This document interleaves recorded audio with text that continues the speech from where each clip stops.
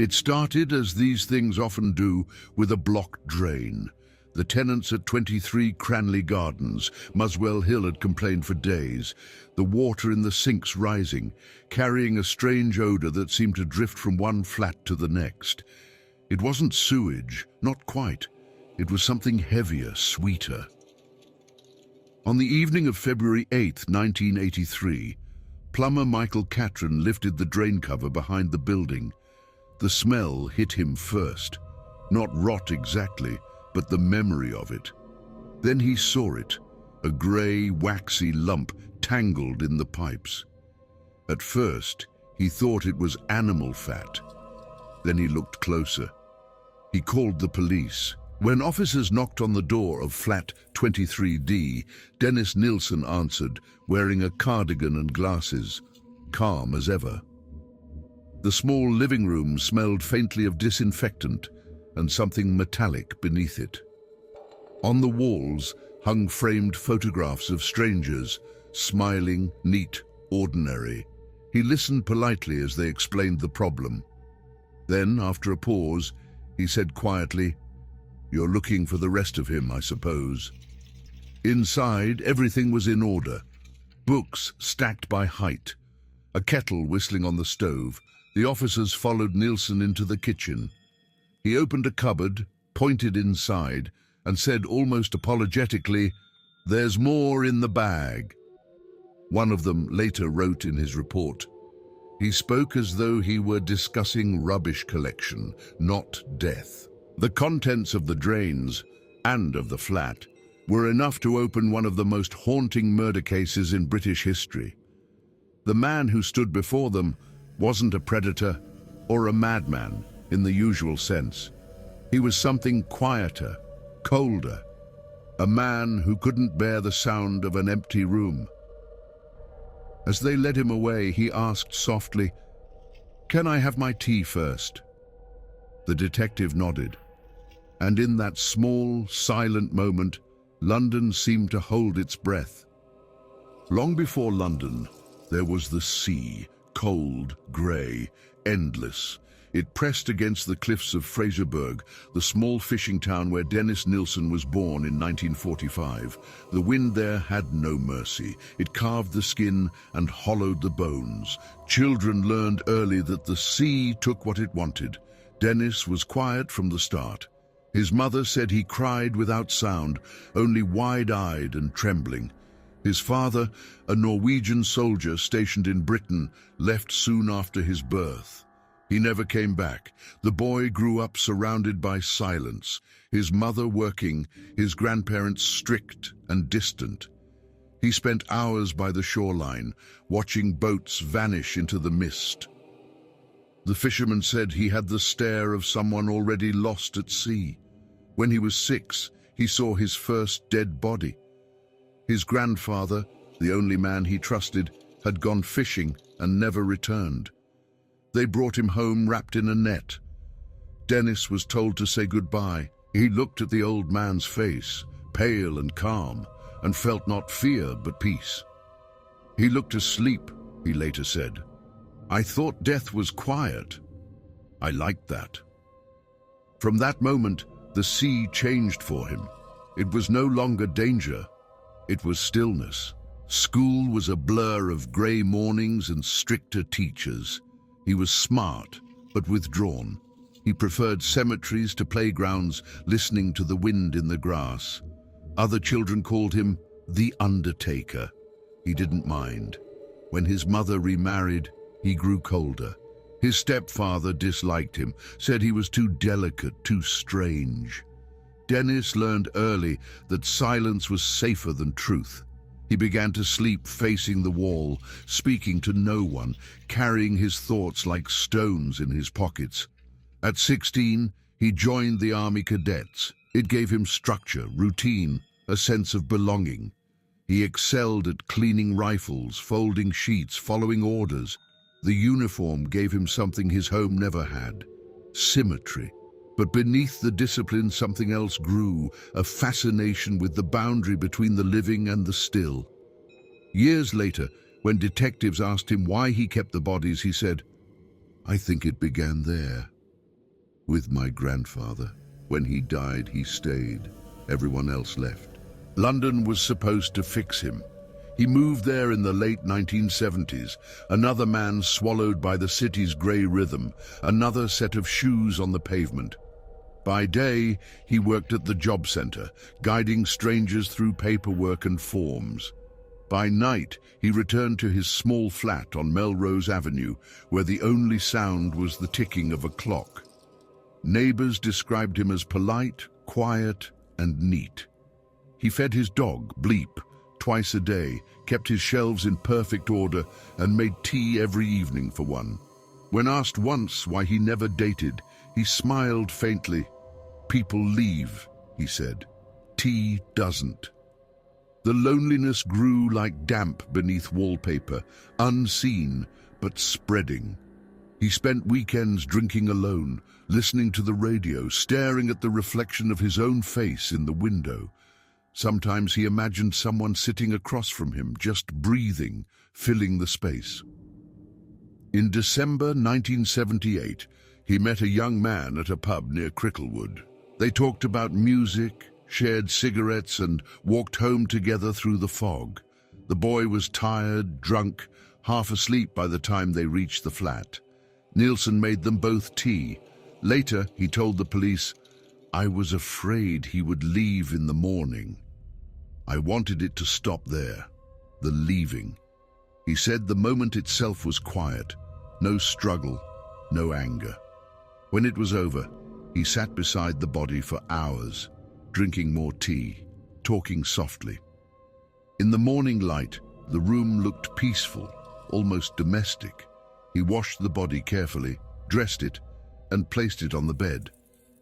"I didn't see death," he said. "I saw someone who finally stayed." For days afterward, he came home from work and spoke to the body as if nothing had changed. He cooked, cleaned, read the paper aloud. When decomposition began, he panicked, then found a solution: dissection, disposal, and bleach. He said it wasn't cruelty, it was necessity. "I didn't want to throw him away," he explained. But I couldn't let him rot." By spring, the flat smelled faintly of disinfectant and burnt air. He began to drink more heavily, to wander through the pubs again, looking not for desire, but for company that wouldn't vanish. And when the silence returned, he repeated the ritual. It wasn't rage, it was maintenance. He was fixing the hole inside himself the only way he knew, by filling it. Time in that flat stopped obeying the calendar. Days slid into nights, weeks into a haze of radio static, cigarette smoke, and soft conversation that no one else could hear. Dennis Nilsen went to work each morning as if nothing existed outside the ritual. The job center, the paperwork, polite greetings, then home to a quiet room that still seemed inhabited. He kept the bodies for company. He spoke to them, washed them, placed them in armchairs. He cooked dinners and set 2 plates. He played music softly, Bach mostly, and said later that it felt less empty that way. "They were my friends," he told detectives. "They didn't argue. They didn't leave." When the smell grew unbearable, he found ways to manage it. He boiled water with disinfectant, opened the windows at night, and sealed gaps with towels. At first, he hid them under the floorboards. Later, when there was no more space, he turned to the garden, small, fenced, quiet. Neighbors sometimes saw smoke curling from his back garden at odd hours. They thought he was burning rubbish. He was.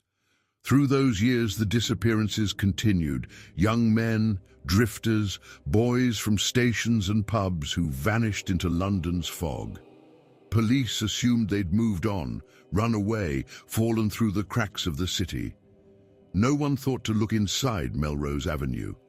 Inside, the air thickened with a strange kind of calm. Nilsen kept notes, dates, initials, vague phrases like "stayed a while" and "didn't want to go." He wrote that he never felt evil, only loneliness mixed with duty. "I didn't kill them to end life," he said. "I killed to keep it near me." When he was finally evicted in 1981, he moved to Cranley Gardens, taking his dog and a few possessions. He left behind a flat that no one could stand to enter, floorboards warped by heat, drains scarred by acid, and the faintest smell of something that refused to fade. To the neighbors, he was still that quiet man with the dog. No one imagined that he had spent years living with the dead, not out of hate, but out of fear that silence might start talking back. Muswell Hill, London, February-March 1983. The drains told the truth first. When the plumber's discovery reached Hornsey police station, it sounded absurd. Human remains in the pipes. But when the samples came back from the lab, the results were unmistakable. Flesh, fat, bone, human. At 23 Cranley Gardens, everything looked too normal. A narrow hallway lined with photographs, a kettle still warm, the dog bowl full, and Dennis Nilsen standing quietly by the window as if waiting for guests. "We'd like to ask you a few questions," one officer said, "about the drains." He nodded. He didn't ask why. He simply said, "There's more in the cupboard." At the station, he spoke freely, almost gratefully. The words came slow, ordered, like dictation. "It began at Melrose," he said. "I was lonely. I wanted them to stay." He described 5 years of killings with the tone of someone reading a grocery list, measured, exact, indifferent. When asked how many, he frowned slightly. 15, I think. Maybe 16. I stopped counting." The detectives listened in silence. Each sentence seemed to peel back another layer of London's indifference. All those years when no one noticed boys vanishing from pubs and stations. He spoke of washing the bodies, of keeping them for days, of talking to them as if they could hear. "I never wanted pain," he said. "I wanted presence." The officers noted every word.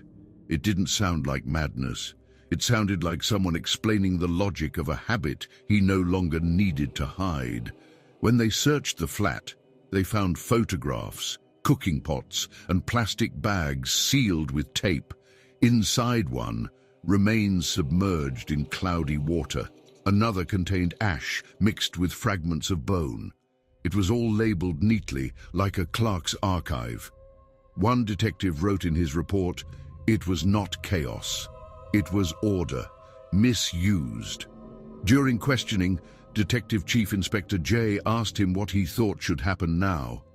Nilsen looked down at his hands and said, "Nothing. It's over. I was tired of the silence anyway." He spent that night in a holding cell, reading an old newspaper someone had left behind. When the guard checked on him, he was humming softly, a tune no one recognized. The trial began in October 1983 at the Old Bailey, under a grey sky that seemed to match the tone of the entire case. There were no outbursts, no drama, just a procession of quiet facts.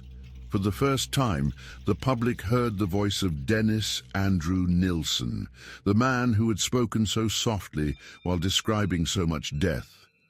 He stood in the dock like a teacher before a class, correcting small errors in testimony, clarifying dates, refusing to look ashamed. "They were lonely," he said once. "So was I.